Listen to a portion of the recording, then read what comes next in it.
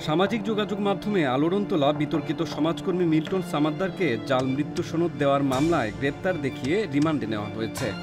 গত কয়েকদিন ধরে তাকে নিয়ে আলোচনা চলছে গণমাধ্যমে।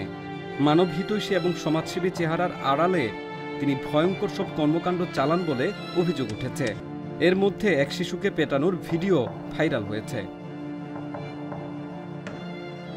তাকে গ্রেপ্তারের পর 2 মে রাজধানীর মিন্টু রোডে ঢাকা মহানগর পুলিশের মিডিয়া সেন্টারে আয়োজিত এক সংবাদ সম্মেলনে তার উত্থান ও তার বিরুদ্ধে নানা অভিযোগের কথা তুলে ধরেন ডিএমপির ডিবি বিভাগের অতিরিক্ত কমিশনার হারুনুর রশিদ।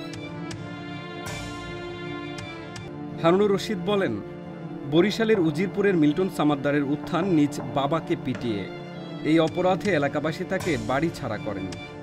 এরপর তিনি ঢাকার শাহবাগে এসে একটি ফার্মাসিতে কাজ শুরু করেন, কিন্তু ওষুধ বিক্রির টাকা চুরি করায় সেখানে বেশি দিন টিকতে পারেননি মিল্টন। এরপর মিঠু হালদার নামের এক নার্সকে বিয়ে করার পর তার জীবনে নতুন উদ্যোগের যাত্রা শুরু হয়, জানান হারুন। তিনি বলেন, বিয়ের পর ওল্ড অ্যান্ড চাইল্ড নামের একটি কেয়ার সেন্টার স্থাপনের স্বপ্ন দেখেন তারা। পরবর্তীতে মিরপুর এলাকায় child and old age care centre স্থাপন করেন। তিনি খুঁজে খুঁজে গরিব, বৃদ্ধ ও শিশুদের নিয়ে আসতেন সেখানে।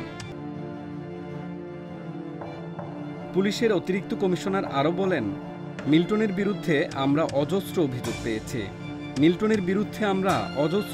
পেয়েছি। তিনি বলছেন, তার 2টি আশ্রম রয়েছে। সাভারের আশ্রমে 5 থেকে 700 লোক রয়েছে, কিন্তু খোঁজ নিয়ে জানা গেছে সেখানে 20 থেকে 30 জনের বেশি লোক নেই। কিছু অভিযোগকারী তার বিরুদ্ধে মামলা রুজু করবে বলে জানিয়েছে পুলিশ। হারুনুর রশিদ বলেন, আমরা মিল্টনকে রিমান্ডে নিয়ে জিজ্ঞাসাবাদ করব কত সংখ্যক মানুষ তার কাছে আশ্রয়ের জন্য গিয়েছিল, কত সংখ্যক মানুষ মারা গেল। তার আশ্রমে যে অপারেশন থিয়েটার রয়েছে এর মাধ্যমে কিডনি বিক্রি করছেন কিনা সেটাও তদন্ত করা হবে।